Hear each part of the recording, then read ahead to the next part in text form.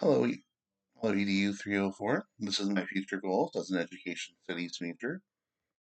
My name is Ryan Casarez-Merrell, and as an education studies major, I am striving to become an education guidance and career advisor and English history leadership high school teacher.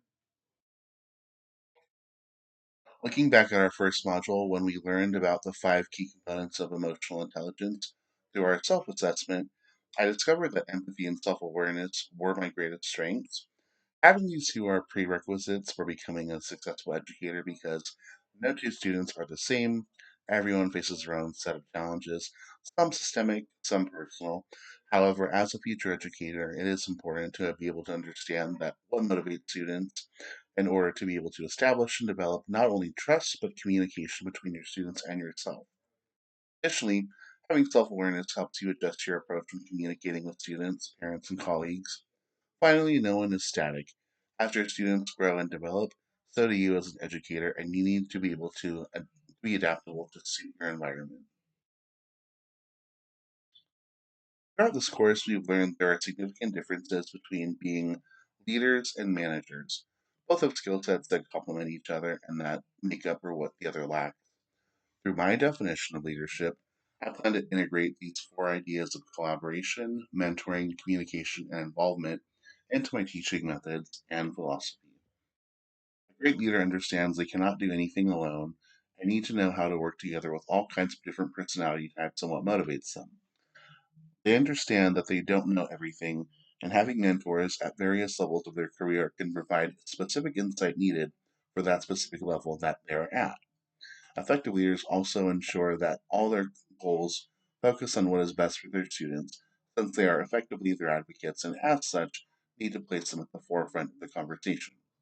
Lastly, leaders give more than they get by devoting themselves to the service of others, whether that's something as small as attending a student art show or as large as serving on a legislative committee. When adults see when students see the adults in their lives going above and beyond successfully, they're that much more likely to try to do the same.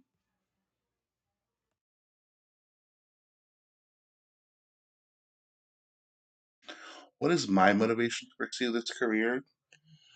The English language lacks the requisite words to necessarily answer that. However, using Maslow's hierarchy of needs, which we learned, depicts the most basic to the most complex of human needs. This career fulfills all of those needs.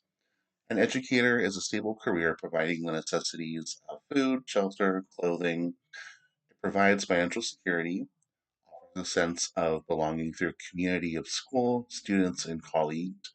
Meet your self esteem needs through seeing your students grow, mentoring your new teachers, parents requesting you, and earning you confidence.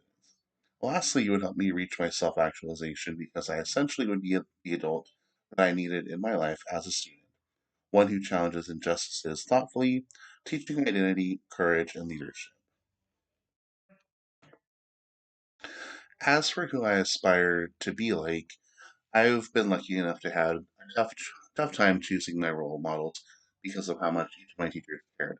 However, I chose Leslie Lowen, who was my high school leadership teacher, as the first one. She taught me that leadership is an action, not a position. Specifically, if you are not willing to do it, who else will? You need to be the example. Mr. Peter Beck may not have been my teacher, but he was a club advisor for my Gay Straight Student Alliance Club and showed me that the most meaningful relationships sometimes are the ones forged through the fire, specifically by showing up as an ally, especially when it is not easy. Aaron Gruwell believed in the potential for students being more when the rest of the administration of Wilson High School saw them just as another statistic in 1990's Long Beach, California, an area at the time plagued by racial, gang, and police violence. He was courageous by being optimistic and became an advocate for our students. I'd be lucky to be even a fraction of the educators that they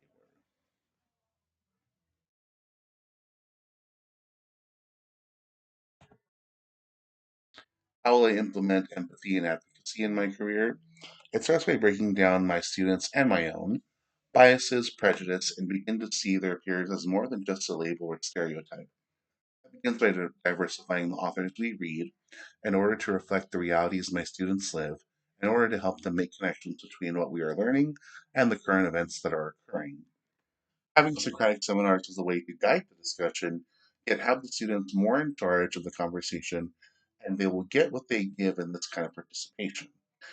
Through helping them overcome their fears of public speaking and improving their diction and presentation skills, they will gain a new confidence. Through attending and participating in diverse workshops such as Be the Change or organizing, say, a cultural food fair, students will learn about different cultures, connect with their own roots and heritage, and ideally dispel negative stereotypes or thoughts they may have previously held.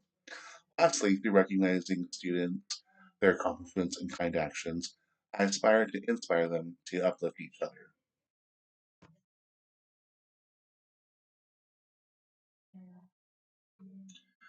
My goals as an educator has three main points: make positive changes in the lives of my students through dedication and investment, specifically showing them what is possible when you give your time, energy, and love to something bigger than yourself. Second, to dream big dreams they never thought they could do. Work really hard and see them come true, or just as good, see them get back up when they fall and find a new dream. Lastly, to teach them to find their own definition of success, how to recognize it, spread it, and celebrate it. If I can do that, then I know I'll have been successful as an educator. Thank you.